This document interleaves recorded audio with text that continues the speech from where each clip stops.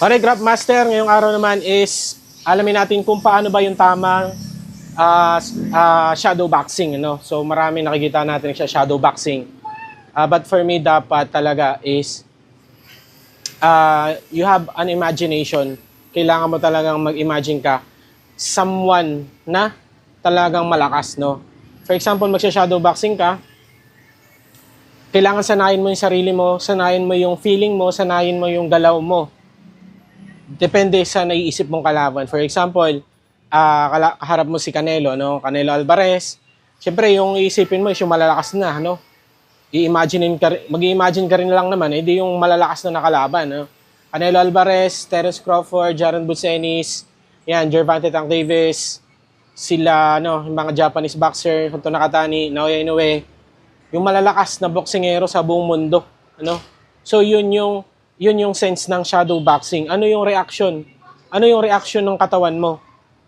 Kung yun yung magiging kaharap mo. Ano ba yung tamang galaw? Ano ba yung tamang depensa? Ano yung tamang forma?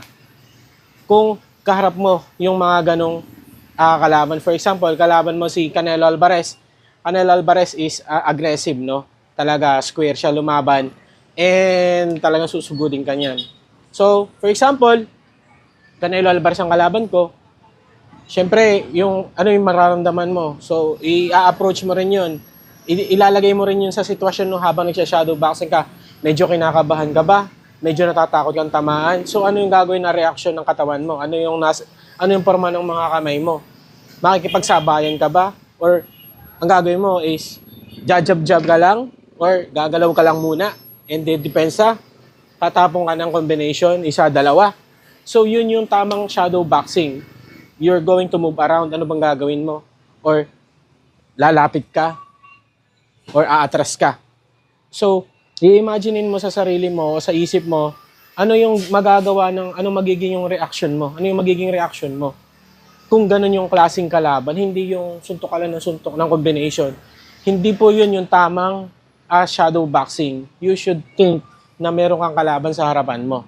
At hindi lang basta-basta sinong kalaban. Dapat yan yung malalakas, magaling, may bilis. So, kompleto dapat yung magiging kalaban mo. And ang objective mo doon is yung para sa sarili mo. Ano yung magiging reaction ng katawan mo? Ano yung gagawin ng mga paa mo? Anong gagawin ng mga kamay mo? Anong gagawin ng ulo mo? Anong gagawin ng mga pagsuntok mo? Okay? And throughout hanggang 12 rounds, no? And ano naman yung reaction mo para gumante. So, yun yung purpose ng shadow boxing. Okay, pag halimbawa, kalaban ko si Canelo, susugod syempre yan. Syempre, aatras ako. Pag sumuntok, sasalag ako. And babawi ako ng dalawang suntok and lalayo ako. Kasi malakas yan eh. Diba? Okay, susugod na naman si Canelo. Pwedeng sumalag, kapit, tulak, forma, layo, jab. Ano? Isang suntok na kanan, atras, susugod, depensa, yakap. So, yun yung purpose ng shadow boxing. No, kailangan talaga mataas yung imagination mo, medyo baliw-baliw ka na, ano? Kasi kailangan mo talaga sanayin yung katawan mo dun sa sitwasyon na hindi pa nangyayari. Pero nai-imagine mo na, so masasana yung katawan mo na, ganito yung reaction ko.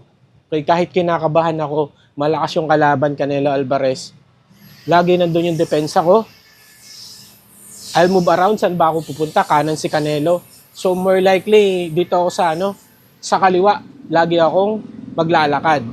Okay? Pwedeng mag-paint, balik sa kaliwa, and balik sa kanan. So yun yung purpose ng shadow boxing. Hindi yung pabilisan ng suntok, pabilisan ng combination. Yung actual, no? And mas maganda to kung gagawin mo siya per round. Ano yung gagawin mo sa first round? Anong gagawin mo sa second round? Third round? Anong gagawin mo sa fourth round? Siyempre, kailangan mo ng bumawi. Fifth round, ano nang pag-atake yung gagawin mo? So, yun yung shadow boxing. Okay? So, kaya yan ng mga boksingero. Kailangan lang talaga i-upgrade yung level ng mga boxing. Again, you have to imagine someone better than you or much bigger or yung mga nasa patataas na ranking ng mga boksingero. Yan, Crawford, Canelo Alvarez. Depende sa division mo, kung sinong gusto mo nakikita na kalaban. na matindi-tindi talaga. Aggressive, may mabilis, may matalino, may magaling dumepensa. So yan, yun yung isipin mo kalaban, and try your best kung ano yung reaction na gagawin ng katawan mo. Para pag nandun ka na sa sitwasyon na yon, it's just muscle memory na lang. Muscle memory. Okay, yun lang, Craft Master, at maraming salamat.